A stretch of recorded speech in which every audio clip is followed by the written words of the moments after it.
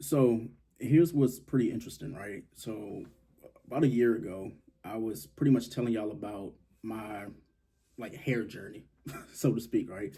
And I've done everything. My dermatologist was like, "Here's minoxidil. Here's this pink. It was like a shampoo.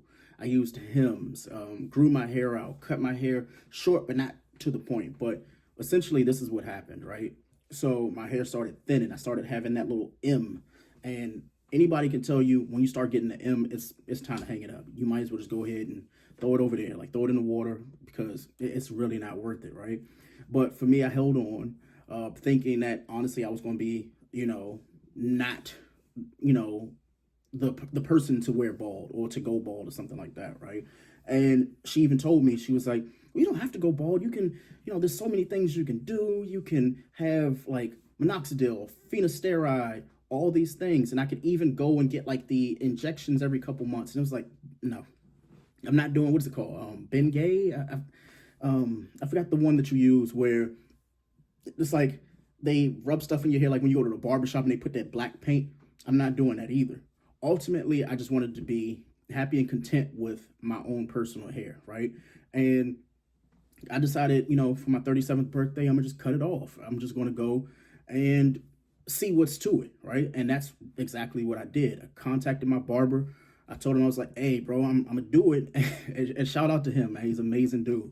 He, for about 2, 3 years now, he's gone. He was like, man, you ain't gotta cut your hair. Even then, like, when I cut my hair, he was like, you don't really have to be bald. But what was happening was like the front was starting to go back a little, and then the sides were fine. Like all this would grow like George Jefferson style, right? Where all this would grow, the front would start to grow, and this would grow rapid. My beard would grow, but then right at the top, I was crowning, and I didn't know what that was.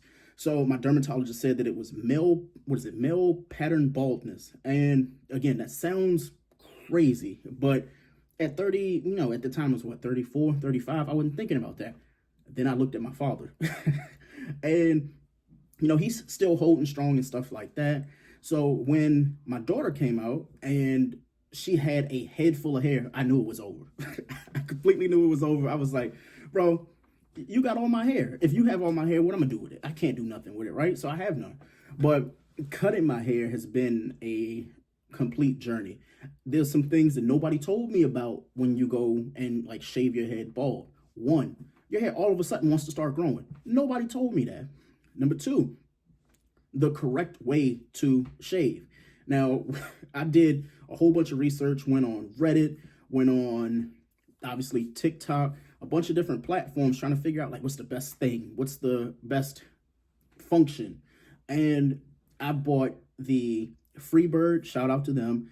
I bought the Bevel Pro because I was like, I want a trimmer and I want like all this. I want the entire package. I want to do it up, right? Not realizing you really don't need that much.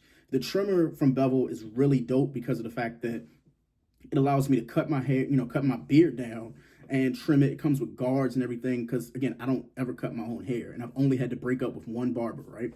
But ultimately, I got the Bevel, used that. It was fantastic. I still use it. It's still on my counter and I use it whenever I want to, trim my beard and everything. Then I bought the Freebird. Actually, my sister did. Got the Freebird, and I like the ability to, just maneuver my head like that because I don't trust razors. I'm never going to straight razor my head because I can't see the back and I just don't want to be in that position to do it myself. So I bought the Freebird, and the only con that I really have with that is the fact that when I use it, I have to use it, but then I still have to use like a safety razor. So I use the Gillette, I think it's the Gillette Mach 3. I think that's what it's called. And I use that and I go with the grain and against the grain just to make sure that I'm covering bases. But again, it's only been a week, so I'm not an expert at this. I'm learning. The one lesson that I've learned though is to not have to cut it every day. That I had to learn the hard way. And the reason why is I got my hair cut on Saturday and then I started feeling the stubble on like Monday morning. I was like, oh no, I don't want. If I just cut my hair, what do I need stubble for, right? So I caught myself getting in the shower, using the shaving cream and stuff that I had, and putting it on it, and it's dope. It's pretty dope. I really liked it, but then here we are, Tuesday night, start showing back up. At this point, I'm like, all right, look, I got the haircut Saturday. I went and got, the trim that I did myself on Monday. I'm not going to do this every 2 days. So I have to establish a schedule of when I'm actually going to go and cut my hair. That's, I guess, point number two for me. Point number three, and the last thing before I get off of here is this. If you do intend on, like, I guess, shaving your head or something like that, or if you're somebody who uses or used minoxidil and stuff like that, get you a dermatologist. Go and figure out what's best for you and to you. Because once she told me that I could use finasteride, but one of the side effects, and it's not a big thing, and it doesn't happen to everybody, that I do know, but the erectile dysfunction, anybody who knows me knows I'm okay. It's not happening, bro. Absolutely not. So I gave her all the gratitude in the world, and shout out to her. I'm not going to say her name or nothing like that, but shout out to her for giving me all the details and allowing me to go through that process of, figuring out what was best for me. But ultimately, family and friends, they enjoy it. They like it. They don't say anything like disparaging about my head. I haven't had any comparisons yet, and if y'all do, I'm telling you, I'm gonna flame you up, because again, I don't play that. And we know for a fact, like, if you want to do the dozens, I can do that as well.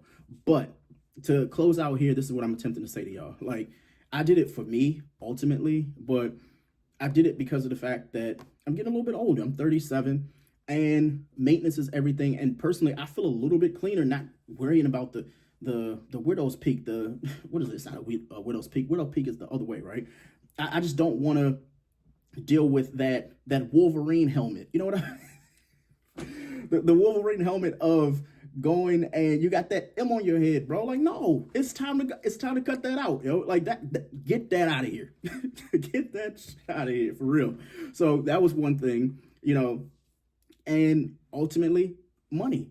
My barber doesn't charge me a lot of money. Shout out to Sam, bro. Like, you amazing, and you don't charge me a lot at all. I've seen some people say they get charged $70-$80 for a barber. I apologize. And y'all do that every 2-3 weeks. I got great hair, I'm sure, but still, no. Inflation, the way we're working right now, this worked for me. And ironically, I have a doctor's appointment with my dermatologist. It's a virtual, so it's not like she can go in and fill anything. But when I do go in-house, I think that's in like 6 weeks, I'll go in and get an update to, one, let her see what it's like. Two, to let her get like some samples, some skin grafts of my head, so she can see what's to it. Like, hey, like, is it male pattern baldness? Are we ruling out alopecia? Are we going and talking about other things, like other elements? And secondly, like, what's the growth like if everything grows at the same time? That's one thing that I haven't had in a very long time. I've only been bald once in my life, which is now. When I was born with hair, and I've never really cut. This is the shortest I've ever cut it. So I guess what my hope and my expectation is once they do the skin grafts, they go and get all the data that they want, they can say, hey, like, if you want to be bald, great, but your hair will grow back. That's the hope, is for her to say that. And then I can know for a fact that, if I want to get a haircut this week, I just shave it off. And then if I want to grow it out for a wedding, or if I just I want to see what I look like with hair again, boom, I can do that. But I did this for me ultimately. And I'm only doing this update because that video has probably like 14,000 views and comments and stuff like that of people saying, well, Greg, like, what's the update on the minoxidil? What's this? What's that? And again, I'm almost at the 10-minute mark. So let me just say this and I'll shut up. The minoxidil does work, but it is a everyday thing. Everybody says, oh, it's every 2 days, every couple days. Like, for me personally, it was an everyday thing where I did the microblading. I did the whole gamut of things when it came to minoxidil. But where I was not happy is my hair, like, only in one spot, kind of like flaking and falling out. And it just wasn't for me anymore. I didn't feel comfortable, and I wasn't happy. So once you're not happy with something, and you got to let it go. And I guess I can title this, like, letting it go. Shout out to Keisha Cole, because I knew it was time, and hopefully y'all appreciate me. You still care. You still like mess with me, because I still mess with me too, and I mess with y'all. So again, shout out to y'all. Y'all doing amazing. I'll see y'all on the next video. Peace, y'all.